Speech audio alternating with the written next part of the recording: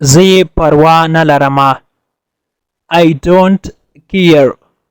I don't care. هغه دننه راوله. Get him inside. Get him inside. شیان دې راټول کړه. Get your things together.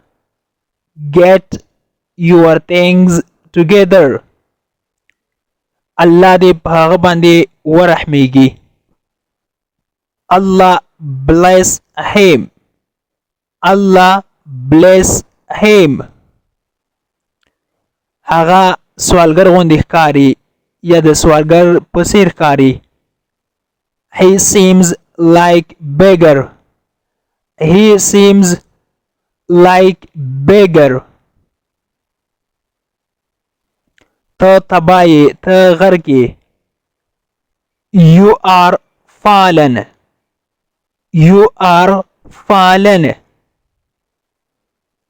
دا تا پورې تړاو لري. It's up to you. It's up to you. آیا تا روژه ماته کړه؟ Did you break your fast? Did you break your fast? الله ښه پوهیږي. Allah knows better. Allah knows better. زه موړ یم. I am full. I am full. کله چې فارغ شولې ماته میسج وکړه. Text me when you get free. Text me when you get free. پوښتنه مه کوه. Don't ask. Don't ask. ما پسې راځه. Follow me. Follow me. دا یو راکړه یا دا راکړه. Give me this one. Give me this one. دا یو واخله. Take this one. Take this one. زه په لاره کې یم. I am on way.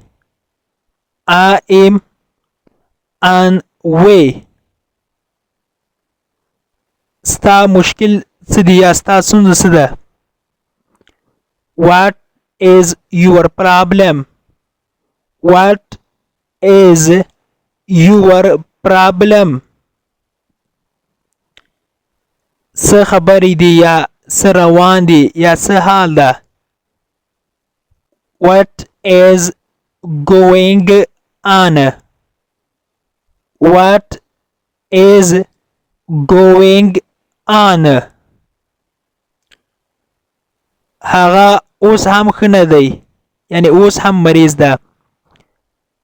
He is still not well. He is still not well. هغه مړ شو یا وفات شو. He passed away. He passed away. موږ غواړو چې په صحیح لار باندې لاړ شو.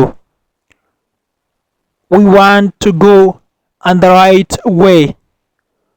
We want to go on the right way. Right ویل کېږي صحیح لار یا سمه لاره.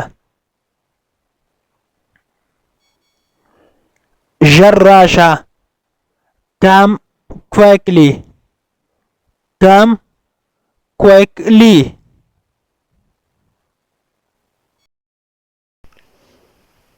د انګلیش ټو پښتو لرنینګ کورس ګرانو زده کوونکو د نن ورځې کلاس تر دې ځای پورې و.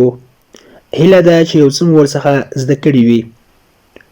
که غواړئ چې انګلیسي ژبه په سیمپل ساده پښتو ژبه کې زده کړئ نو مهرباني وکړئ زموږ انګلیش ټو پښتو لرنینګ چینل در سره سبسکرایب کړئ او ترڅنګ یې د بیل آیکن ووهئ او بیا په آل کلیک وکړئ. دې سره به زموږ هر نوی کلاس چې موږ یې روزانه اپلوډ کوو تاسو ته په خپل ټایم در ورسیږي. او که چیرته کومه غوښتنه نیوکه یا پیشنهاد لرئ نو مهرباني وکړئ موږ ته یې په کمنټ باکس کې پرېږدئ. تر بیا چې زه حاضرېږم تر هغې مو په پاک رب سپارم. هر چیرې چې یاست الله مو مل شه. Thank you so much for watching.